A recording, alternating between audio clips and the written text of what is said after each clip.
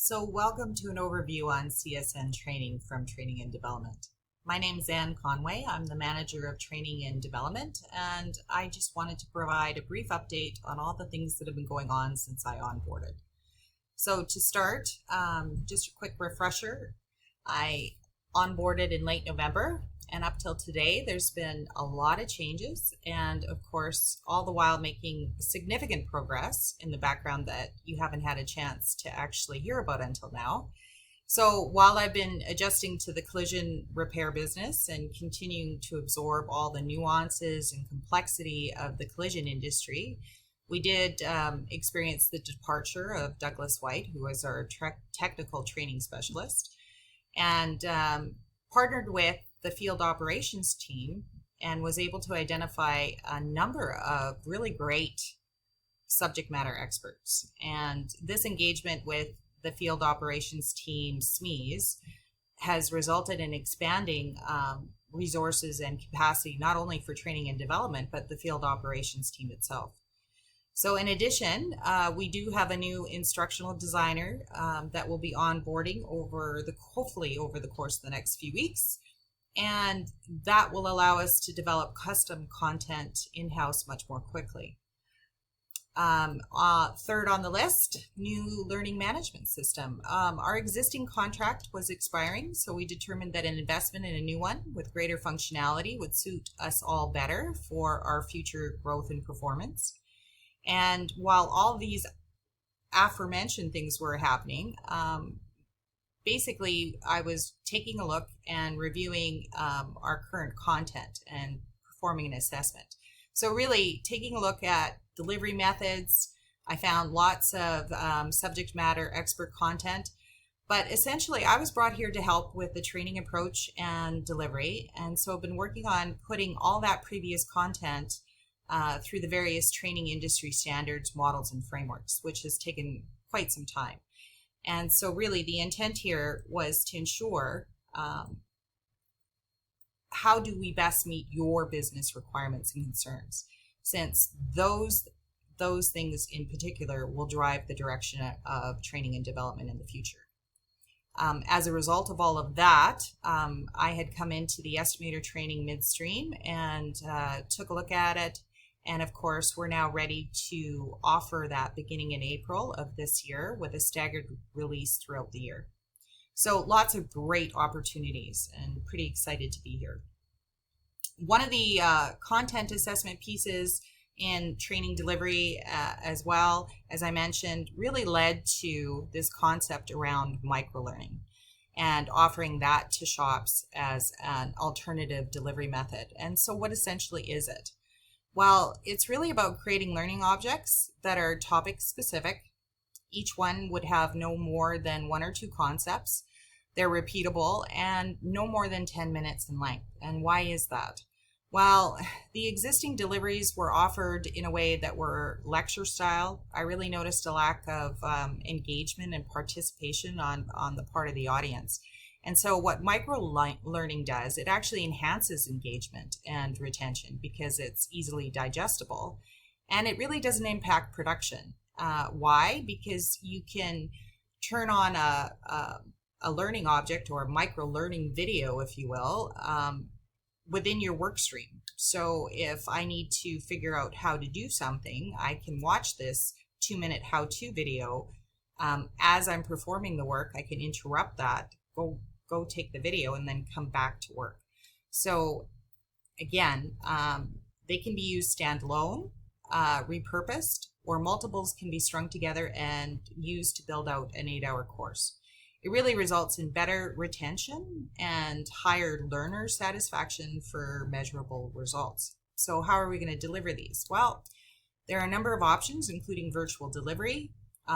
We can use them within instructor-led sessions, or a blended approach. Really, it's about suiting the needs of the shops.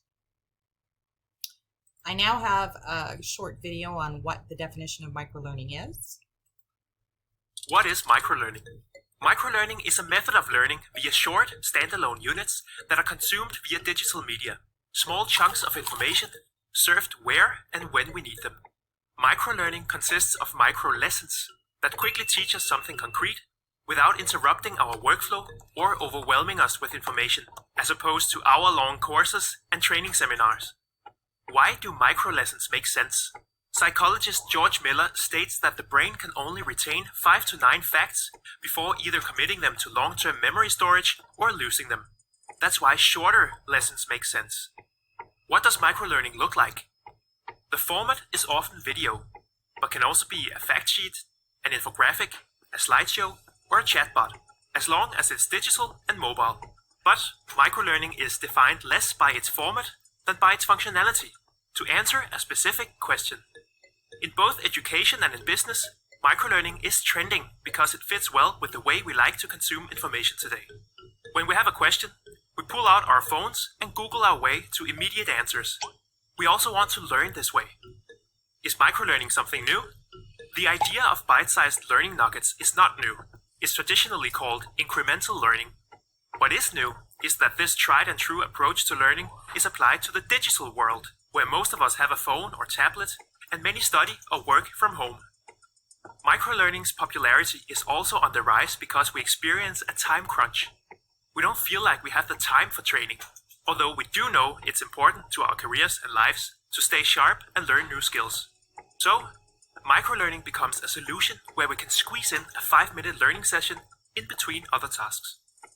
How to apply microlearning? To work well in practice, microlearning must be available on demand. No need to schedule a time or plan ahead. Searchable. It's not enough with category pages or tables of contents. Flexible. Available whenever and wherever. And useful in itself. No need for a longer course and additional supporting material to understand the lesson. Like this video, it's an example of microlearning. You demanded it now, so you searched for it, probably watched it on your phone, and it's a standalone piece of content, not a part of some course. Now you know what microlearning is. And here's an example of one of our microlearnings. In this video, I'm going to show you how to enter dates into Mitchell Connect.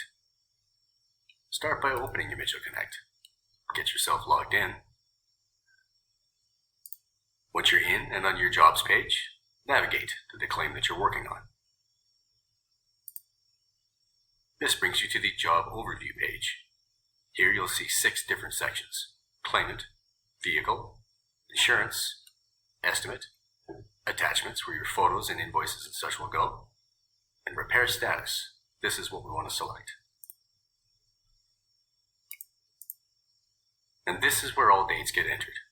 Here we can see 4 options: arrived at shop, repair in progress, ready for delivery, and delivered.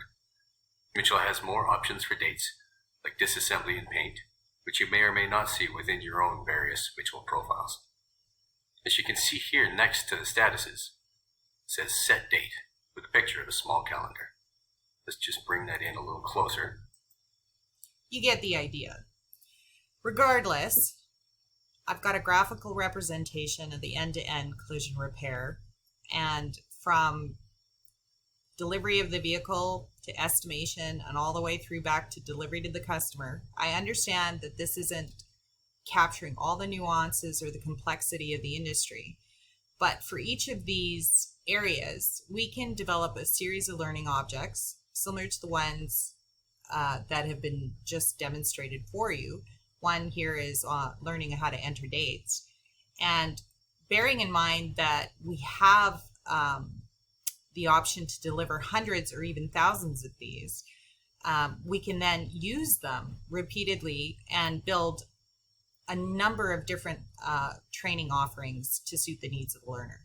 So the green representation would be the Mitchell Connect how to enter dates, and in this series it might be part of estimation training, or maybe it's inserted here because it's part of an insurer relations issue that needs to be addressed at some point in time.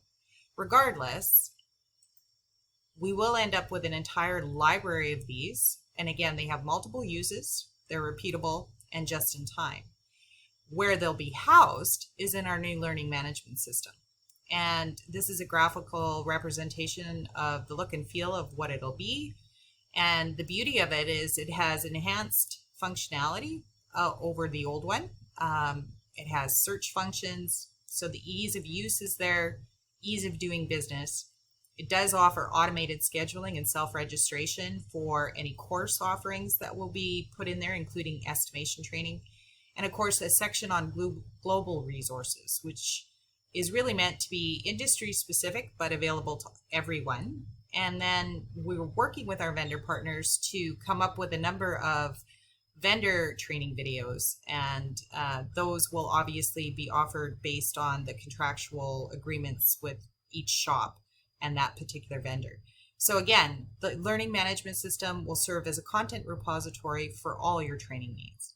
And so hopefully that provides enough of an update on all the things we've been doing up to date. And I'm looking forward to your participation in the learning management system in April. And of course, for those of you that are interested, signing up in the estimator training as well. So thank you for your time. And again, any feedback, anytime you want to connect with me directly, you're more than welcome to. Thank you.